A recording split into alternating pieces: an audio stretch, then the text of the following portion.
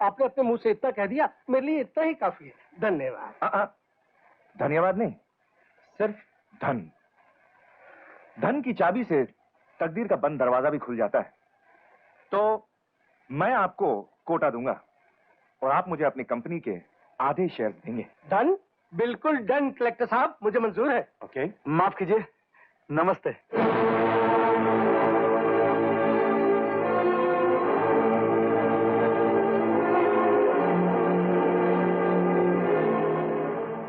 नमस्ते Dhaniram. Yes sir. इन साहब को अपने आउट हाउस में जाकर ठहराओ। जी चलिए साहब। लेकिन ये तो बताइए आप हैं कौन? मैं हूँ धनीराम। Yes sir. अपने काम से काम रखो, मेहमानों का ख्याल रखो, मैं भी आया। जाओ। मेरा बैठ जाओ, बैठ जाओ। कब आए? आज जेल से छूट कर आया हूँ भैया। और जेल से छूटने के बाद सीधे यहाँ चले आ रहे हो? हाँ भैया, मुझे तो विश्वास ही नहीं हो रहा है कि मेरा भैया इतना बड़ा आदमी बन गया।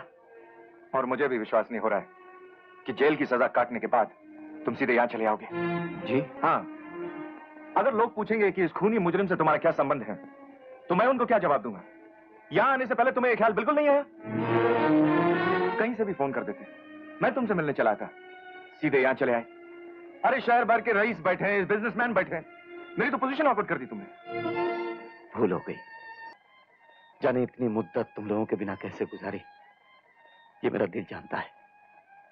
इसीलिए बिना सोचे समझे जेल से सीधा तुम्हें ढूंढता हुआ तुम्हारे पास चला आया। दरअसल गरीबी की गोद में पलकर बड़े हुए हैं ना, शराफत तो है, तमीज नहीं है। खैर अब वो भी सीख लेंगे। मगर भैया, तुमने अपना वो मकान क्यों बेच दिया? माँ तीर्थ यात्रा पर जाना चाहती थी, पैसे नहीं थे, इसलिए उनकी आज्ञा से मकान बेचकर उन्हें तीर्थ यात्रा पर भेज दिया।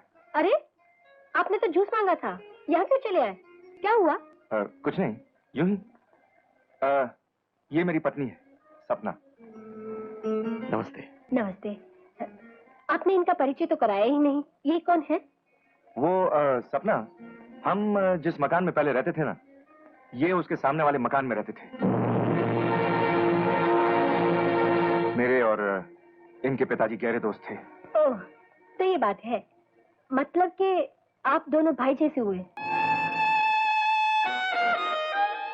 जी हाँ, जैसे ही हुए। पहले लोग हमें भाई समझते थे, बहुत देर बाद पता चला कि हम भाई नहीं, भाई जैसे हैं। तो फिर आप इतने दिनों तक कहाँ थे? हमारे घर क्यों नहीं आए?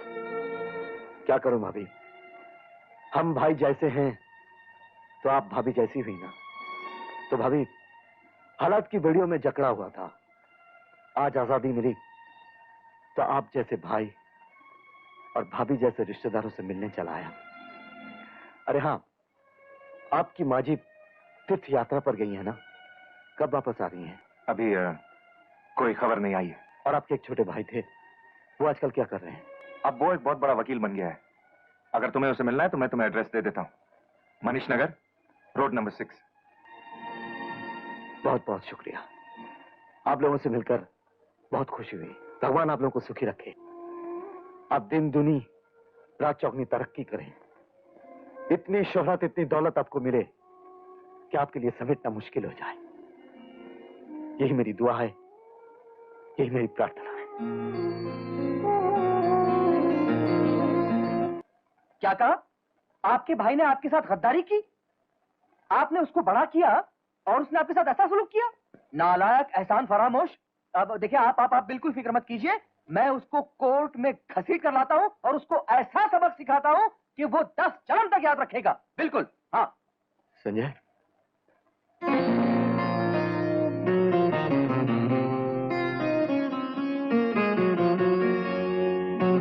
अरे ऐसे क्या देख रहा है? मुझे नहीं पहचाना? मैं तेरा भाई हूं, विजय। भैया, भैया कैसी बातें कर रहे हो भैया? मैं भी तुम्हें कभी भूल सकता हूँ? ये क्या भैया, तुम रो रहे हो? अरे मन भर आया। बचपन से लेकर जवानी तक तेरे बगैर एक दिन भी गुजारा नहीं। अचानक तकदीर ने 7 साल के लिए हमें जुदा कर दी। ए भाई, तुझे तेरा ये भाई याद आता था या नहीं? हाँ हाँ हाँ हाँ, बहुत याद आता था। तुम आओ, बैठो बैठो, आओ बैठो बैठो, मैं आया 1 मिनट में। हाँ,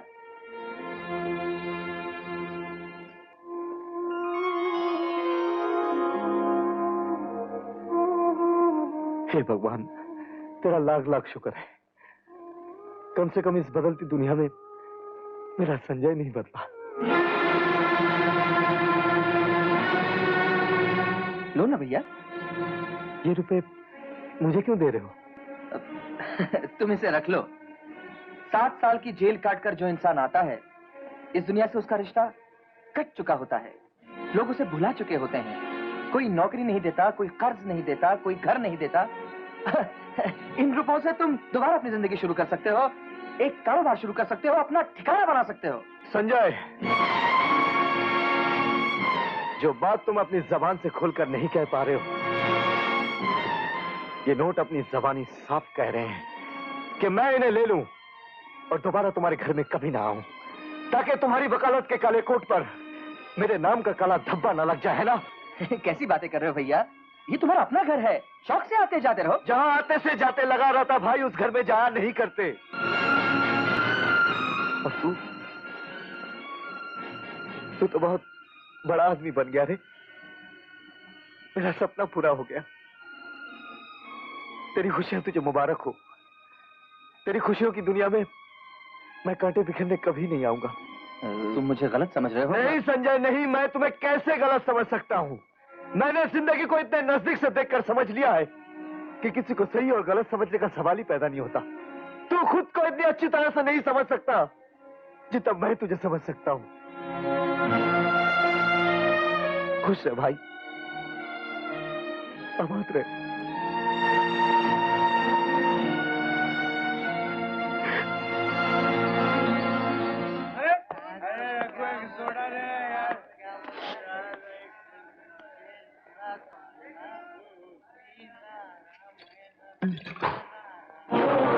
छोड़ दो आजम खान, तुम और शराब पीने जा रहे हो, पागल हो गए हो? हाँ, मैं पागल हो गया हूँ, शराब पीने जा रहा हूँ। गमों की आग से कलेजा चढ़ गया है, उस आग को शराब से बुझाने जा रहा हूँ। गमों की आग को ना तो शराब ने कभी बुझाया है और ना ही बुझा सकती है। इसका सहारा तो वो लोग लेते हैं जो कमजोर होते हैं, जिनका ईमान कमजोर होता है। तू तो बहादुर है दोस्त, हट के मुंह को रास्ते पर ले आता है। मुझ जैसे आदमी को सही रास्ते पर ले आया और आज खुद भटक रहा है। हाँ? नहीं विजय, मैं तुझे ये काम नहीं करने दूंगा। अगर तुम जैसा आदमी शराब पीने लगे तो इस दुनिया में कयामत आ जाएगी, खुदा का कहर नाज़िल हो जाएगा।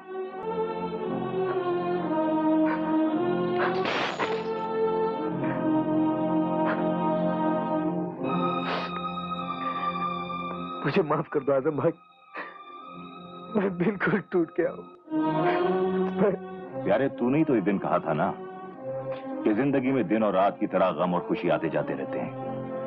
बोलकर खुद बुलाया। कमाल है। खैर चल, अपन बस्ती चलते हैं। भाई अपना वहां एक घर है, पेट पालने का ऑटो रिक्शा है। आज से हम लोग साथ रहेंगे। चल।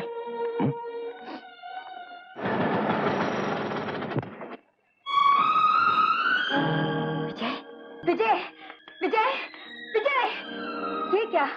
मुझे देखकर मुझसे आंख चुराकर कहां भाग रहे थे? तुम्हारी नजरों में मेरी यही कीमत है? और तुमने जेल से छूटने की खबर तक नहीं की, ना ही मुझसे मिलने आए। हालात ने मुझे तुमसे मिलने का मौका ही नहीं दिया। वो हालात क्या है मैं सब कुछ जानती हूँ विजय, और उन हालात के जिम्मेदार तुम हो जिनके लिए तुमने कुर्बानियां दी। आज उन्हीं लोगों ने तुमसे मुंह मोड़ लिया, और मैं हर घड़ी हर पल तुम्हारे आने का इंतजार कर रही थी, तुम्हारे प्यार के सहारे जी रही थी, और तुम मुझसे मुंह मोड़कर जा रहे थे। एक बार कत्ल क्या किया कि अब जज्बात का, दिल का, प्यार का खून करना तुम्हारे लिए तो एक मामूली सी बात बनकर रह गई है। नहीं राधा, तुम मेरी जिंदगी हो, तुम मेरी आत्मा हो। एक तुम ही तो थी जो मुझे याद करती थी, हिम्मत दिलाती थी। लेकिन जेल से छूटने के बाद मुझे ऐसा लगा कि मैं एक छोटी सी जेल से छूटकर बहुत बड़ी जेल का कैदी बनकर रह गया हूं। बहुत मजबूर हो गया हूं राधा, इतना मजबूर कि अपनी मजबूरी बयान करने के लिए जबान में ताकत नहीं रही। विजय, मैं हमेशा तुम्हारे साथ थी, साथ हूं, साथ रहूंगी। तुम फिक्र मत करना।